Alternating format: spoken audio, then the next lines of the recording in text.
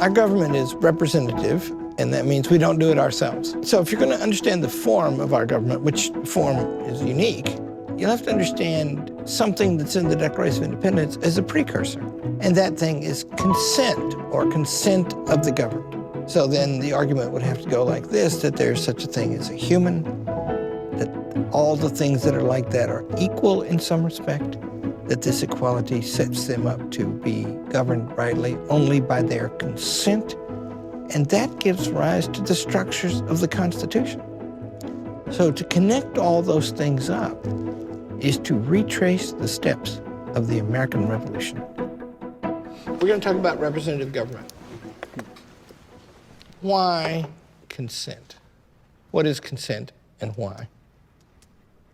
It's kind of more or less a social contract that both parties are agreeing to the terms and conditions.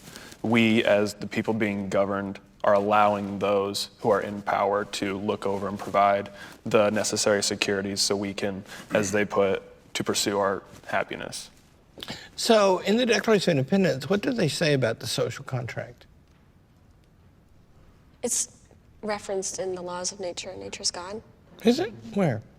Well, the social contract assumes that there are laws of nature because you enter into the social contract and you're leaving the state of nature. It sounds a bit like John Locke, who talks about that a whole bunch. And so we have to be careful not to get to chasing our own tails. And so we might stick with just something direct and simple and understandable, right? Like, if we're equal, you wouldn't have the authority to do something to me unless I say so. Whereas the king answered the Declaration of Independence. Did you know that?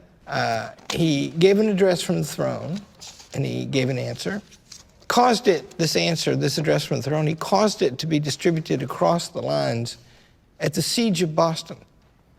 And he basically said in there, I was born to be the king here, and you were born to be the subjects, and I am required to look after you and be good to you and take care of you and to do what's in your interest, what's good for you, but you are required to do what I say. And he thought that that would turn the whole thing around. And at the moment that he distributed this thing across the lines to the Continental Army, it was melting away because their enlistments were up. And they read that thing and they went, what? Is that what he thinks? We're staying. We're gonna do this thing, right? The king's idea is that I was born with an obligation and you were born with an obligation. We both have to do our thing, and we're born that way. And the Declaration of Independence denies that. It says we're all born equal. Equal in that sense that I named, right? We're not dogs until the dogs start talking. So that's what they say. And if it's like that, then you get to be our king if we say so. There's a really great document that we're not reading in this course, but I encourage everyone to read it in our Constitution Reader.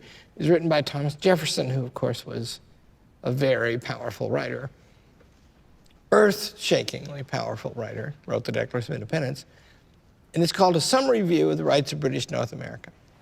And in there, he goes on and on and on, and he explains, you get to be the king if we say so.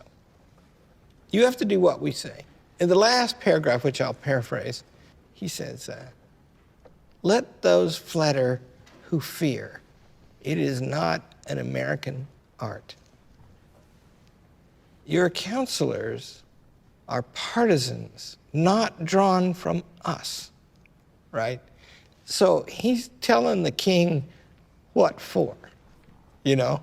And it gives rise soon, you know, the flag with the snake that says, don't tread on me. We have a right. We are born the same as you. You get your carriage since you got it already. It's just that you don't get to tell us what to do from it. Consent is born in equality in that way, right? And you just have to remember that we Americans, we just breathe that from birth. We get that with mother's milk. You know, that's what we think. We think we're born equal. It's the reason why we think we can do whatever we want if we work hard enough. It's the reason I thought, you know, I grew up, my dad's a school teacher from Pocahontas, Arkansas, right? But I didn't know that that wasn't the grandest thing in the world to be. I knew we weren't rich, but I didn't think anybody was born better than I, nor I better than anybody else. Churchill used to love to say about equality, he'd say, it's the principle that everybody is as good as everybody else or a little better. Don't you like that? Churchill was very witty. So now if you're going to have consent, that's a very radical thing to think. The King of England didn't think that, right? The fact that he gave that address from the throne and had it distributed, he thought that would be persuasive, right? Later, they send Ben Franklin, who was, let's say, a very artful human being. We all know what that means, right? For example, he was the world's greatest spokesman for pious middle-class morality.